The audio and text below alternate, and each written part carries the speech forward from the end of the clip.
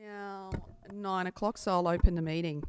Mount Isa City Council acknowledges the Kalkadoon and the Injalinji people, traditional custodians of the land on which we meet today, and pay our respects to their elders past, present and emerging. We extend that respect to Aboriginal and Torres Strait Islander people here today. Please note this special meeting of Mount Isa City Council will be live streamed and recorded in accordance with Council's recording of meeting policy. As a visitor in the public gallery, your presence may be recorded. By remaining in chambers, it is assumed your consent is given if your image is inadvertently broadcast. I'd like to hand over to Councillor James Coghlan for the prayer this morning. Thank you. Thank you, Mayor. Name of the Father, Son, and Holy Spirit. Amen. As we delve into this year's budget, we seek your divine guidance in charting a course towards financial stability. In a world where uncertainty looms, we lean on your unwavering presence to anchor us. May the decisions we make today pave the way for a future of stability and growth, where our city can fulfil its mission with confidence and purpose. We entrust our efforts to you, knowing that through your guidance we build a foundation that stands firm even in the face of challenges. We thank you for your steadfast support, and we move forward with the assurance that you will be beside us. Amen. Amen. Item number 3, apologies or leave of absence. I understand Councillor Doyle's just running a little late and will be joining us shortly. Item 4, declarations of conflict of interest. Is anyone declaring anything today? No, that would be Neil. Okay, I'll head into my budget speech then. Good morning, everyone, and thank you for joining us today as we present the Mount Isa City Council 2026-2027 budget. This year's budget has been shaped during a period of significant global and national economic uncertainty. Around the world, governments, businesses and households are grappling with rising costs, supply chain disruptions and sustained inflationary pressure. These challenges have a direct and meaningful impact on local government operations, and Mount Isa is no exception.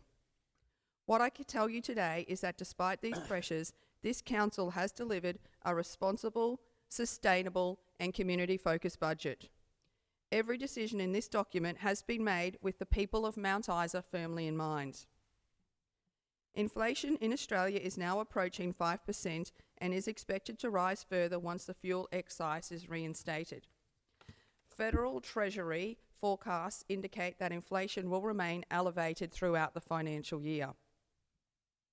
Each year, the Local Government Association of Queensland partners with Frontier Economics to develop a council cost index, a specialised inflation benchmark built specifically for local governments, much like the CPI is for households. For 2026-27, that index forecasts inflation for councils at between 4.5 and 5.4%. It was against this independent benchmark that Council carefully calibrated this year's rates increase. I said in an ABC radio interview 3 weeks ago that councils run on 3 things: people, diesel and electricity. That remains true. The significant increase in crude oil prices has driven dramatic cost rises across a range of oil-derived products, including polypipe, bitumen and binding materials, as well as the fuel that powers our entire construction and maintenance fleet. These are not abstract numbers, and they are the real-world costs that shape every line of this budget. Council's expenditure is dominated by materials and services, which represents almost 60% of total spending. A 5% increase in that category alone has a substantial impact. Our task has been to manage those pressures without passing the full burden onto our community. Despite this environment, our focus has remained clear: to deliver a budget that protects essential services, supports our city's growth, and maintains the infrastructure our residents rely on every day. We have worked carefully and deliberately to balance genuine financial pressures against the expectation and needs of our community. Every dollar allocated to this budget has been scrutinised, justified, and aligned with the long-term strategic interests of Mount Isa and its people. This year's budget includes a 4.7% average rates increase for residential ratepayers equivalent to $3.88 per week or $202 over the course of a full year. This decision was not taken lightly, and I want to be direct with our community about the reasoning behind it. With the Council Cost Index forecasting inflation for local government at between 4.5 and 5.4%, a 4.7% increase positions Mount Isa at or below the current rate of inflation. Council has deliberately absorbed a significant amount of rising operational costs rather than passing the full impact onto ratepayers. This approach allows us to maintain service levels, continue vital maintenance and renewal programs, and progress the capital projects that underpin Mount Isa's long-term sustainability. Allow me to highlight the key features of this year's budget. There will be no reduction in services or staff. We have eliminated 2 fees, the biosecurity special rate and the waste management utility charge, providing direct and immediate cost of living relief to all ratepayers. Council is forecasting a return to genuine moderate surplus for the 25-26 financial year, a significant achievement delivered without reliance on the advance payment of the federal government grants. We have a capital budget of approximately $28 million, with 31 projects commencing this year, including several multi-year infrastructure commitments. We anticipate grant funding of approximately $26 million, which has placed meaningful downward pressure on the rates increase. There are no new borrowings or debt in this budget. The successful rescue of Mount Isa smelter, combined with growing global demand for the minerals and resources of this region, signals a genuinely positive economic outlook for our city. These are foundations worth building on. Council will continue to navigate the broader economic environment with care and discipline, managing inflationary pressures, monitoring federal government policy shifts, and ensuring that every decision we make serves the long-term interests of this community. Mount Isa is a resilient, resourceful, and remarkable community. This budget reflects that. It has been built to protect what matters most about our services, our infrastructure, and our people, while positioning this city for the future it deserves. I look forward to working with our community, our councillors, and our dedicated staff as we deliver on the commitments in this budget. Thank you. Okay, up to item number 6, Executive Service Reports. 6.1, the Operational Plan 2026-27. Do I have a mover for that item? I'll just move that Council adopts the Operational Plan 2026-2027 as presented. Thanks, Councillor Crowther. Do I have a seconder? Seconded. Thank you, Deputy Mayor. All in favour? Carried. Do I have a mover for 7.1, Proposed 2026-2027 Fees and Charges? I'd like to move that Council accepts and adopts the 2026-2027 Register of Commercial Charges as presented in the 2026-2027 Annual Budget, and that Council accepts and adopts the 2026-2027 Register of Cost Recovery Fees as presented in the 2026-2027 Annual Budget. Thank you, Councillor Ballard. Do I have a seconder for that motion? I'll second it. Councillor Crowther, thank you. Seconded. Are you going to speak to that? Or? I was just going to speak to the budget more generally at the end of the... Oh, yes, yeah, okay. All in favour? Carried. Do I have a mover for financial year 2026-2027 investment policy? I'd like to move that Council adopts the financial year 2026-27 investment policy as presented. Thanks, Councillor Ballard. Seconded, Tully. Thanks, Councillor Tully. Seconded. All in favour? Carried. Do I have a mover for 7.3, financial year 26-27 debt policy? I'd like to move that Council adopts the financial year 26-27 debt policy as presented. Thanks, Councillor Ballard. Do I have a seconder? Seconded, Tully. Councillor Tully. All in favour? Carried. Do I have a mover for 7.4, procurement policy and financial delegations register? I'd like to move that council adopts the procurement policy version 16 and financial delegations register version 8 as presented. Thanks, Councillor Ballard. A seconder. Seconded. Thank you, Councillor Crowther. All in favour? Carried. Do I have a mover for 7.5, extinguishment of competitive neutrality complaint management policy? I'd like to move that council extinguish the competitive neutrality complaint management policy and note that complaints relating to competitive neutrality will continue to be managed under the council's complaints policy and procedures. Thanks, Councillor Ballard. Do I have a seconder? Seconded. Thank you, Deputy Mayor. All in favour? Okay, it's now time for 7.6, the budget.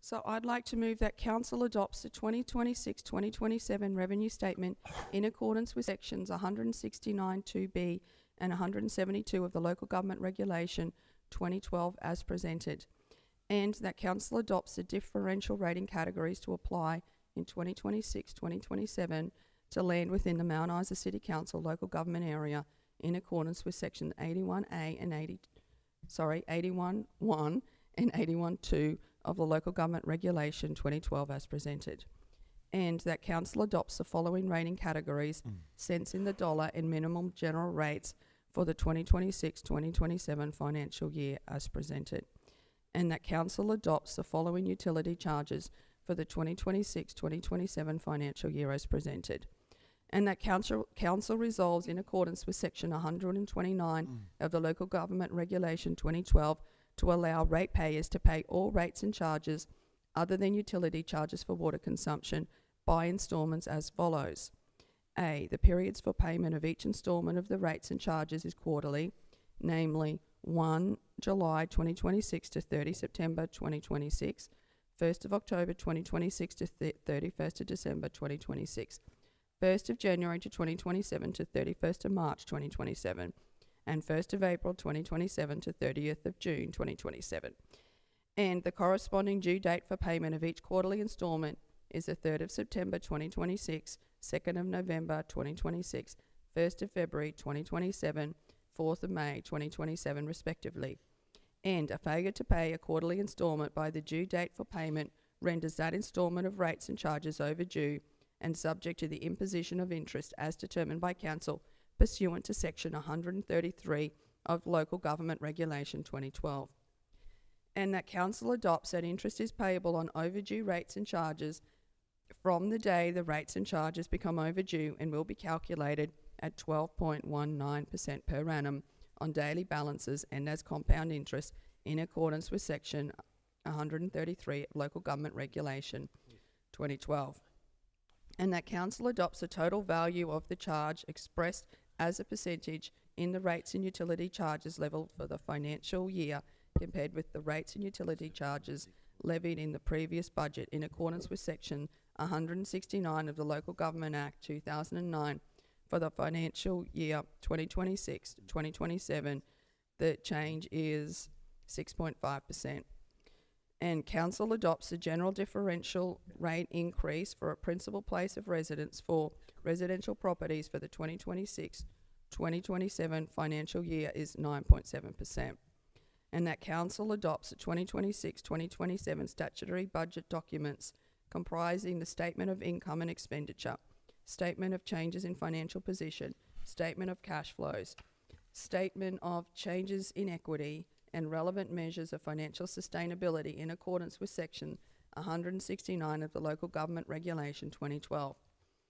And that council adopts the 2026 to 2036 long-term financial forecast in accordance with sections 169 of the Local Government Regulation Council 2012 as presented, and that council receives and accepts the 2025-2026 significant business activities in accordance with section 18, 19, 20 and 169 of the Local Government Regulation 2012 as presented, and that council adopts to not apply the Code of Competitive Conduct for its business type activities for 2026-2027 in accordance with sections 39 of the Local Government Regulation 2012 and section 47 of the Local Government Act. Given the level of expenditure in the business activities and the little or no competitive or the competition for the services provision, council sees no public benefit in applying the Code of Competitive Conduct at this time. And Council receives and accepts the 2025-2026 estimated activity statement in accordance of Section 34 of Local Government 2012 Regulation 2012 as presented. Do I have a seconder for that motion? Ballard. Thank you, Councillor Ballard. All in favour? The budget is carried. I would now like to have each councillor speak to their portfolio within the budget. I'll throw to Councillor Ballard. Thank you, Mayor. As the councillor responsible for the finance and customer service portfolio, I want to speak to this budget from the perspective that matters the most to me, not as a councillor but as a ratepayer. At the end of the day, I live here too. I drive on the same roads, I turn on the same taps. I see the same vandalism at our community facilities, and like many in our community, I feel the frustration when things aren't where they should be. This budget doesn't pretend those frustrations don't exist. It meets them head on. We're operating in a difficult environment. Inflation is higher than expected. Materials and services are up. Labour costs continue to rise. Councils across Queensland are feeling it, and so are households. Despite that, we are forecasting a return to an operating surplus this year. That shows the discipline we've been applying is starting to take hold. It means we're living within our means, and we're putting council on a more stable footing. The clearest example of this is the discipline we're applying to our capital program. For too long, councils, including ours, have carried capital programs that were bigger than could realistically be delivered.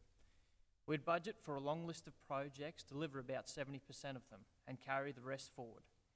Every year the list grew, and every year expectations grew with it. This budget draws a line under that. We have deliberately thinned the capital program to a list that is achievable, deliverable, and focused on the basics.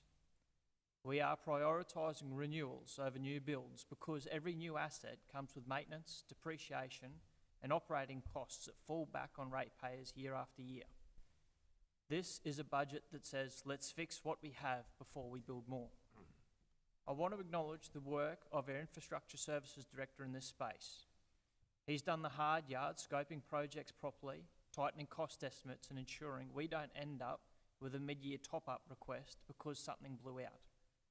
That discipline matters, it protects ratepayers, and it protects the integrity of this budget. But he hasn't done that alone. Our CEO has built a strong executive leadership team, 3 capable directors who each bring something important to the table. And I want to speak directly about the one I work most closely with, Kelvin, our Corporate Services Director. Kelvin has done an outstanding job this year, particularly in aged debt recovery. His work has strengthened our cash position at a time when councils across Queensland are under real pressure. He and his team have put together a budget that is honest about the challenges, disciplined in its approach, and responsible in its priorities. I rely on him heavily, and I want to acknowledge the quality of his work and the professionalism of his team. This budget also continues our commitment to supporting community groups who are doing it tough. We've provided meaningful concessions for sporting clubs, community organisations and essential services like the Laura Johnson Home. We've recalibrated charges where it was the right thing to do because community groups play a critical role in keeping the city connected and supported. And that's really at the heart of this budget. We might not get everything right, no council does, but we are moving in the right direction toward a more disciplined organisation, a more realistic capital program, and a more sustainable financial footing. If we keep stacking small wins, if we keep doing the basics better, the community will feel the difference. I'm proud to support this budget, and I'm proud of the team that has helped shape it. Thanks. Thank you, Councillor Ballard. Councillor Doyle. Yeah, first and foremost, I just want to say whenever I do anything in this community, I wear a lot of different hats. Sometimes people get misconstrued about what hat you're wearing. First and foremost, I'm a father, I'm a husband, and I'm a community member that cares. Secondly, I'm a business owner. Thirdly, I work with youth, Fourthly, I've got a job, and then fifthly, I also work with the council. So I want to say thanks to the council, the directors and stuff, for allowing me the time to be able to go out into the public and work on the front line, allow me to be able to go out there and tackle issues head on.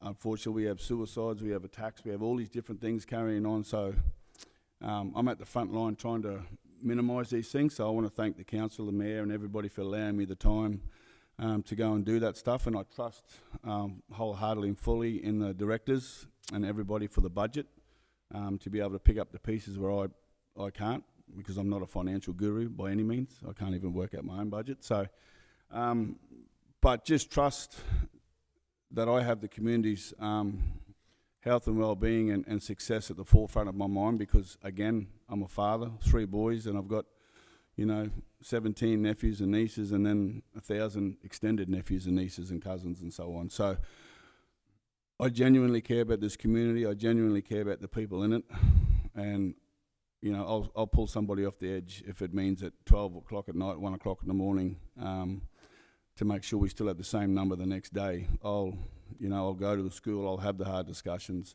I'll talk to the kids about bullying, harassment, and knife, wielding bandits and machete bandits and the rest of it. I've got no qualms going in and pulling things apart that need to be pulled apart.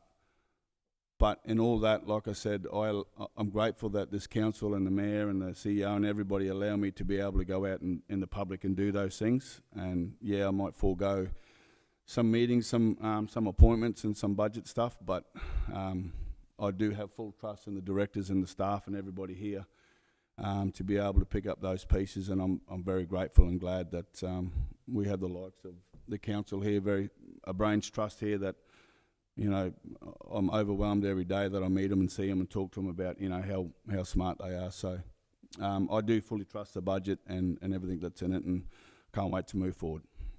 Thank you very much, Councillor Doyle. Councillor Crowther. Thank you. The economic development portfolio is focused on one fundamental objective: building a stronger, more diverse local community economy that creates opportunity for businesses and families of Mount Isa. The budget includes several strategic initiatives that advance that goal. So today the Council endorsed the updated procurement policy. This policy includes provisions that allow Council to actively and lawfully prioritise local businesses when awarding contracts, keeping more of Mount Isa's rates investments working within our community. We've just got to make sure that these local businesses are making themselves known to the Mount Isa City Council as well. So I strongly encourage you that local businesses contact procurement managers in the Mount Isa City Council, register with the council's supplier database. Local procurement is not just good policy, it's an investment in the economic future of the city. Also, as a member of the Outback of Isa board, I welcome the $500,000 capital investment allocated to the centre of this business. The funding will address essential roof replacement works and critical maintenance to the mine experience, ensuring the facility remains safe, operation and capable of delivering a world-class experience that has made one of Outback Queensland's most significant tourism attractions. I invite all Mount Isa residents to visit Outback at Isa and take advantage of the local entry rates to the attractions, as it deserves your support. Also, with Camberwell, the budget includes investment into the upgrade of the Camberwell Airport. While it may not feature along the state's busiest airports, its role is supporting economic development, tourism and emergency medical evacuations, makes it a crucial piece of regional infrastructure. This investment ensures the facility remains safe, functional and fit for vital purposes of its services. Thank you. Thank you, Councillor Crowther. Councillor Tully. Director for Works and Engineering, Water and Sewage, Waste and the Radio Board. Thank you, Mayor. The portfolios I oversee is Works and Engineering, Water and Sewage and Waste represent the essential operational infrastructure on which every other service in this city depends upon. This budget makes significant and necessary investments in these systems to ensure Mount Isa continues to function safely, efficiently and reliably. The Mount Isa Radio multi-year sponsorship I am pleased to acknowledge the council multi-year sponsorship agreement with the Mount Isa Rodeo, one of the most iconic and celebrated events in the outback of Queensland. A long-term agreement on this nature provides the rodeo with the stability and planning certainly it needs to continue growing as a world-class event, which is our aim as a rodeo board. We reflect council recognition of the significant culture, economic and community value this event delivers to our city every year. The rodeo is one of the Mount Isa's biggest community pride movements, so we hope to keep developing that event throughout the coming years. The Buchanan Park Kitchen and Recycle Water Services. This budget depends upon funds the upgrade of the kitchen facilities at Buchanan Park, along with improvements to recycle water services. These upgrades support both community events and ongoing operational efficiency improvements that will be dealt by the thousands of residents and visitors who use this space throughout the year. The water and sewage infrastructure. Safe, reliable water and sewage infrastructure is not optional. It is the foundation of a public health, community wellbeing and economic activity within Mount Isa.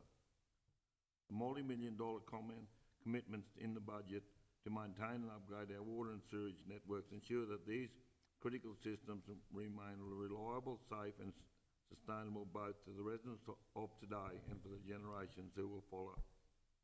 A big thank you to the director I deal with mainly is Andrew. He puts up with all my texts throughout the year. Camberwell Water Facility, finally highlight the $400,000 investment improvements to the Camberwell Water Treatment Facility. This funding will ensure a high quality, reliable water supply for the Camberwell's 99 water connections, supporting the health and daily lives of residents and local businesses in one of the outback Queensland's most important communities. Throughout, I'd just like to thank Tim, all the directors, all council staff, the mayor and fellow councillors for all their effort in this budget for this following year. A big thank you to you all. Thank you. Thank you, Councillor Tully. Councillor Coghlan? Thanks, Mayor. I'd like to say thank you for putting the order back in line as it was turned on its head at the last meeting. It's always good to have the strong Councillor Ballard start and then we just start to peter out as we come down this end. Speak for yourself, mate. The portfolios I oversee are environment, local laws, development and town planning and waste management. Areas that are fundamental to the livability, safety and long-term sustainability of Mount Isa, and this budget attempts to deliver meaningful progress across all of these areas. Waste is an ongoing issue due to decisions from past years and state government regulations. However, this council is working hard to limit the impact upon local businesses and ratepayers. As a council, we are well aware of the continued rise in the cost of living that is putting pressure on household budgets. To provide direct and immediate cost of living relief, this council has listened to the community and in this budget has abolished two fees: the biosecurity special rate and the waste management utility charge. Currently, heavy vehicles operating in and around Mount Isa must travel to Cloncurry to be washed. This is an obvious inefficiency that imposes real cost on industry and transport operators. To address this, within the capital budget, funding has been allocated for land acquisition and planning for a new heavy vehicle wash bay facility. The new facility will be capable of servicing a road train, and will be delivered over multiple years. This is a significant investment in local industry support, operational efficiency, and regional infrastructure, and one that recognises that Mount Isa has a vital role as a freight and logistics hub for outback Queensland. Sound governance is the foundation of community trust in a council, and since being elected, this chamber has driven this desire, and the CEO and current directors take this responsibility seriously. As a member of the Audit and Risk Committee, I echo the comments of Councillor Ballard and look forward to contributing to the strengthened governance processes now in place. This budget provides for the finalisation of the Gliderport Road infrastructure, including all associated roadworks. This project is a key enabler of new housing development in Mount Isa infrastructure that supports population growth, strengthens community resilience, and contributes to Mount Isa's long-term development strategy. I'd like to thank the CEO and the directors for all the hard work and their staff on this budget. I think it's really set us up to now attack the next couple of years of our term. Thank you, Mayor. Thank you, Councillor Coghlan. I'll now throw to the Deputy Mayor. As usual, left to me to bring home the win for the team. Thank you, Madam Mayor, and our ever-suffering CEO. My portfolios that I do have the privilege of overseeing are Parks and Gardens, Splashes, the Library, the Cemetery, and I am going to give a report on the Lead Alliance, even though I am off the committee of that one. All these portfolios touch the daily lives of almost every resident in Mount Isa. I'm going to be very proud to highlight the investment that this budget makes in each of these community assets. Splashes Aquatic Centre. Being very transparent with our community about Splashes. If council were to pass on the full operational costs of running the aquatic centre directly to users, the entry fee would be close to $30 per person. That's $30 per person. Instead, this budget continues to heavily subsidise the facility because this council believes that every Mount Isa family deserves access to quality recreational infrastructure regardless of their financial circumstances. Council this year have undertaken a comprehensive zero-based review of all fees and charges, the first such detailed process completed in many years. And I would like to congratulate the teams on this because I know a lot of work went into it, and all the councillors very much appreciate what this provided to us. The modest fee adjustment that has resulted from that review reflects the real and rising costs of operating this facility, while ensuring that Splashes remains accessible and affordable for the families and individuals in our community. Civic Centre capital works. This budget includes two significant capital investments in the Mount Isa Civic Centre. The first is a complete upgrade of the fire safety system, an essential investment in the safety of every patron and staff member who uses the venue. The second is a full refresh of the sound and lighting systems, bringing the Civic Centre up to contemporary performance standards. Combined with the kitchen upgrade delivered last year, these investments complete a meaningful revitalisation of the Civic Centre as Mount Isa's premier venue for community events, performances and gatherings. This is infrastructure that belongs to the whole community, and this budget invests in it accordingly. The cemetery. Regarding the cemetery, I'd like to invite all residents to explore the interactive online cemetery viewer now available on Council's website. This tool allows families, the public and the cemetery staff to locate graves, access burial records and navigate the cemetery digitally, making an important community resource more accessible to all. On the Lead Alliance, this budget reaffirms Council's ongoing financial partnership with the Lead Alliance, the organisation that delivers critical health monitoring, education and support services for Mount Isa residents and families. This is not simply a budget line item, it is a commitment to the health and the long-term well-being of our community, and one this council is proud to maintain. And just in closing, I'd like to say a big thank you to our Parks and Gardens crew that do look after the cemetery, all the parks and gardens, all the medium strips and the CBD. They're only a small crew. I think they do a great job. And on closing, I'd just like to say a farewell. I attended a farewell last night for Dr. Vili Satutu and his lovely wife Ray, who are retiring back to New Zealand. He's been an integral part of the Queensland health system at Mount Isa Base Hospital for about 7.5 years. Going to be very, very dearly missed by a lot of parents and children, but I'm very sure our new paediatric consultant, Angela, will fill his boots very well. So thank you very much, and thank you to all the hard work that our directors and our teams have done. It is appreciated by us all. Thank you, Deputy Mayor.